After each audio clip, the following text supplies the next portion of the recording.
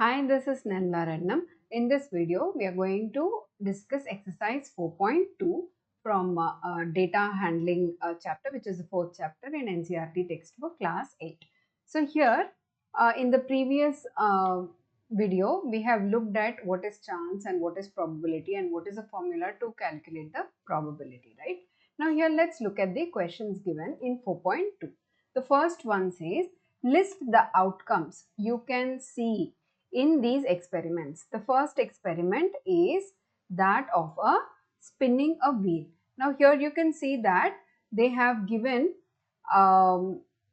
they have given 5 sectors here. Okay, 1, 2, 3, 4, 5, and you have A in the first one, B, C, D, and again A in the last one. Now here simply they want us to list out the possible outcomes. So let me list out the possible outcomes. The first one is A, the second one is again A, and then you have B, C, D. Now here please make it a point to list out the possible outcomes even when there is a repetition, because this is going to be the frequency of this is going to be your denominator in calculating the probability. So even if a particular particular element is repeating, you need to list down that repetition as well. Okay, so coming to the next one, tossing two coins together. Now here they're saying that they're tossing two coins together. You know that for each coin there are two possibilities, either you will get a head or a tail, right? So if I take capital H for head, okay, and capital T for tail, then if both of them are heads, that is one possibility. If the first coin gives me a head and the second one gives me a tail, that is the second possibility. If the first coin gives me a tail and the second one gives me a head, that is the third possibility, and both of them giving a tail is the fourth possibility. So here I have 4 possible outcomes. Okay, here I have in the first one, it is 5 possible outcomes. Now here it is very important to note that you might wonder, heads and tails, isn't it the same as tails and heads? For example, here the two coins are not different from each other. They are similar coins, right? Because they did not mention anything. So you can assume that these are similar coins and they're throwing them together. So isn't it the same as getting, heads and tails, heads in the first and tails in the second? Isn't it the same as getting tails in the first and heads? It is the same. But again, like I said in the spinning a wheel, the previous sum, here there is a repetition, but you need to list down that repetition, because when you're calculating the probability, you need the count of total possible outcomes. Okay, so if I don't count heads and tails twice, that means I am miscalculating the probability, because here clearly you can see that from this, without knowing the probability formula also, I can say that heads tails is more probable, right? Because it's appearing 2 times out of 4 times, whereas heads is appearing only once and tails is appearing only once, right? So in that sense, it is very important to have no confusion about it, and you need to list, when they say list down the possible outcomes, even when there is a repetition, you need to list it down. Okay, so that is about the first question. Coming to the next question, I have, when a die is thrown, list the outcomes of an event of getting. They have given 4 sub questions here. I just need the possible outcomes of getting a prime number. Now you know that in the dice you have 6 possibilities, that is 1, 2, 3, 4, 5, 6. And of these 6 numbers, you know that the prime numbers are 2, 3 and 5. Correct? These are the prime numbers. So list down the possible outcomes. So the answer is 2, 3, 5. List down the possible outcomes of not a prime number, 1, 4 and 6. Okay, so this is of not a prime number. Now here you need to have the clarity about what is it that they are asking. Like for example, now in the first question they said a prime number, so you know all the prime numbers, you will write 2, 3, 6. Whereas in the second one they said not a prime number, so you need to check, is 1 not a prime number? It is not a prime number, so you will have that in the list. And then 4 and 6, right? Had they said composite number, okay, probability, list down the outcomes of an event of having a composite number, then here in that case you will not write 1 as well, because 1 is neither prime nor composite. Okay, because they said not a prime number, 1 is not a prime number, and I'm including 1 in this list of possible outcomes for this question B. But had they said a composite number, I would have written only 4 and 6. Okay, so that is about not a prime number. Next, I have a number greater than 5. Here the only possibility is 6, right? And then a number not greater than 5. So 1 is not greater than 5, 2 is not greater than 5, 3 is not greater than 5, 4 is not greater than 5. Okay, and 5 is also not greater than 5. 5 is equal to 5. So not greater than 5, 5 does fit the criteria. So I have to include 5 as well. Okay, that is about the second question.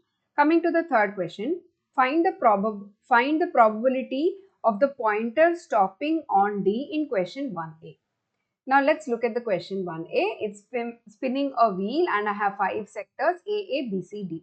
Probability of stopping at D. What is the favorable outcome? One of those 5. Okay, divided by total outcomes. Total outcomes is 5. Therefore, the answer here will be 1 by 5.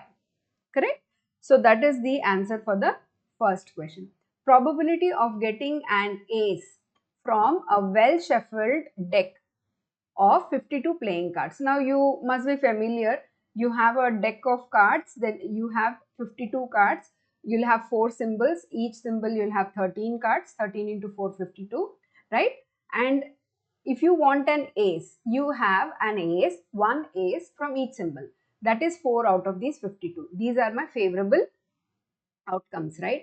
Because each of these 4 symbols you will have an ace. And what is the total possible outcomes? 52, because there are 52 cards. Okay, now I can simplify this and write it as 1 by 13. So that is the answer for your B bit. Okay, next, coming to probability of getting a red apple in the figure shown below. Now here you can see that there are 7 apples in total, and out of that 4 apples are red in color, 3 apples are green in color. So what is the probability of getting a red apple? What is a favorable event? Getting a red apple, right? So 4 times out of the 7 times I have my favorable event. Total is 7. So the answer is going to be 4 by 7. Okay. Now here, as you can see, the calculation is pretty, as once you understand the concept, there is hardly anything to calculate. It's very simple ratios that you do. But you need to have a clear clarity about the understanding about what are the favorable events and what are the total events. Okay, you need to count the repetitions and so on. Okay, next, coming to the fourth question, numbers 1 to 10 are written on 10 separate slips. Okay, one number on one slip, kept in a box and mixed well. One slip is chosen without looking, so it is a random experiment. What is the probability of getting the number 6? So each number is written only once, so 6 is there only in one of the slips, right? So 1 by total is 10. So 1 by 10 is the answer. Getting a number less than 6. Now how many numbers from 1 to 10 are less than 6? If you list down 1, 2, 3, 4, 5. These are the numbers less than 6. 6 is not less than 6, right? 6 is equal to 6. I want the numbers which are less than 6. So here I have 5 out of total 10. So which is nothing but 1 by 2. Right? Now here I want you to go back to the second question. Number not greater than 5. Okay, you need to check very carefully what number satisfy. Not greater than 5. 5 is not greater than 5. That's why we included 5 here. But here, this is like a negating statement. But over here, they're saying number less than 6. Now, 6 is definitely not less than 6. So, that does not satisfy. So, we will not include 6 in this category. Now, getting a number greater than 6. Again, greater than 6. Clearly, 6 is not greater than 6. So, I have to start from 7. 7, 8, 9, 10. So, in total, I have 4 out of 10, which is nothing but 2 by 5, right? So, that is your probability for greater than 6. Next, getting a one-digit number. Out of from numbers from 1 to 10, 9 numbers are one-digit numbers. So, 9 out of 10 are one-digit numbers. Therefore, the probability is 9 by 10. Okay. So, next, going to the fifth question. if you have a spinning wheel with 3 green sectors, 1 blue sector and 1 red sector, what is the probability of getting a green sector? Now here clearly the favorable event is green sector, which is, you have 3 sectors that are green in color, therefore favorable outcomes is 3. What is the total number of outcomes? I have total 3 plus 1 plus 1, 5 sectors, right? So total outcomes are 5. So 3 by 5 is the probability of getting a green sector. What about non-blue sector? Now blue sector is 1, the green is also non-blue and red is also non-blue, right? So you have 3 plus 1, 4, 4 favorable events, right? And then total 5 events. Okay. Another way of looking at such questions, non-blue, not greater than, is you look at the complement. Since we didn't discuss complement as of yet, you just list down the possibilities, whichever outcome is satisfying your condition is your favorable outcome. So that comes in the numerator. You can do it that way. Okay. That is about the 5th question. Next, find the probabilities of the events given in question 2. So let's go back to question 2 and calculate the probabilities here. So there are 4 questions in question 2. What is the probability of getting a prime number when a die is thrown? Okay, so that is the question. Then the probability is going to be 3 out of 6, which is nothing but 1 by 2. Okay, half is the answer. Now, what is the probability of getting a non-prime number when a die is thrown? Again, 3 out of 6, which is nothing but again 1 by 2. So that is the probability of getting not a prime number, right? Next, coming to this one, what is the probability of getting a number greater than 5? Now, greater than 5, there is only one possibility out of total 6. So 1 by 6 is the answer, right? And what is the probability of getting not greater than 5? You have listed down that there are 5 possibilities, so 5 by 6. You can see this is actually 1 minus 1 by 6. That's why I was talking about complement in such cases. So that is the probability of getting a number not greater than 5. So with this, we come to the end of this chapter, data handling. You can quickly go through what they have given in